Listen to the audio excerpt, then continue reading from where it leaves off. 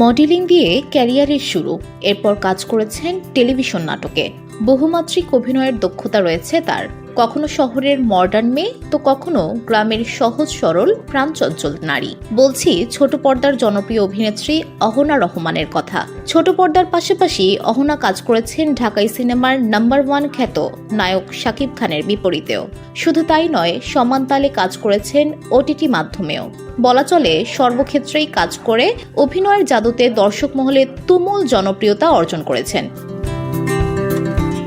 সম্প্রতি এই অভিনেত্রী ঘোষণা দিয়েছেন যে খুব তাড়াতাড়ি অভিনয় থেকে বিদায় নেবেন।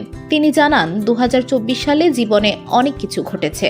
এছাড়াও 2025 সাল নাগাদ অভিনয় জগতে কাজ কমিয়ে ফেলবেন বলেও জানিয়েছেন তিনি। এদিকে এক সাক্ষাৎকারে অহনা রহমান বলেছিলেন, আমি ব্যক্তিগতভাবে আর অহনা রহমান হতে চাইব না। অনেকদিন কাজ করেছি, এবার আসলে অন্যদিকে মনোযোগ দিতে চাই। তবে হুট করেই বৃহস্পতিবার সামাজিক যোগাযোগ মাধ্যমে এক পোস্ট দিয়ে অভিনেত্রী ভক্ত অনুরাগীদের কাছে দোয়া চেয়েছেন।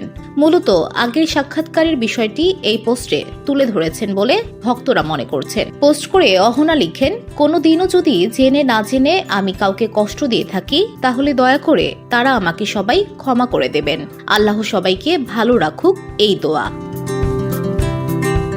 VOD Bangla news desk.